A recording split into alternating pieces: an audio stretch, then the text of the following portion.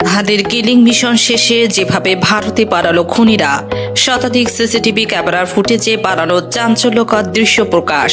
হাদির হত্যাকাণ্ডের পিছনে ডিজিএফআই আছে, এটা আমার শক্ত অনুমান। প্রত্যেকটা জায়গায় ডিজিএফআই এর সিগনেচার বর্তমান।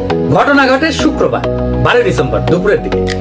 ঘটনা ঘটার সাথে সাথে এই ওয়াকারের পথ বালক আসল অপরাধীকে আড়াল করার জন্য কইল কি ভারত থেকে আসছে নাকি 80 জন শুটার বানোয়াট গড় করতে চাচ্ছে, কিন্তু ডিসেন্টের অনুসন্ধানে আসল অপরাধী বের হয়ে আসলো আদাবরের লীগের সন্ত্রাস যে জেলে ছিল, তারা জামিন করাইছে বিএনপির নেতা।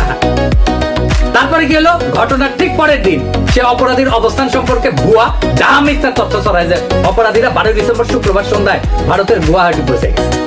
অথচ আবার সে নাকি এটা আবার হোয়াটসঅ্যাপ ইন্টারসেপ্ট করে পাইছে।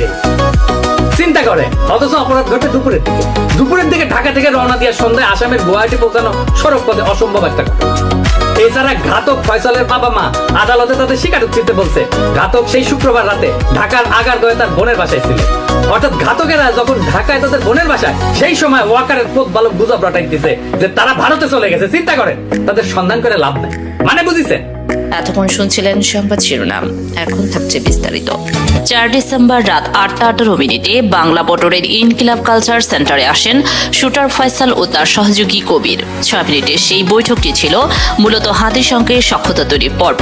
বৈঠকে হাতির সঙ্গে কাজ করার প্রস্তাব দেয় ফয়সাল। 9 ডিসেম্বর রাতে আবারও কালচারাল সেন্টারে আসে ফয়সাল। এবার সঙ্গী কবির নন, আলমগীর। আলোচনা হয় নির্বাচনী প্রচারণার পরিকল্পনা নিয়ে। এরপরই হাতির টিমে ঢুকে পড়েন ফয়সাল। পরদিন সেগুনবাগিচার প্রচারণায় অংশ নেন ফয়সাল। প্রচারণার অংশ নেওয়ার পর হাদিকে হত্যার মিশনে ছক কষে নেন শুটার।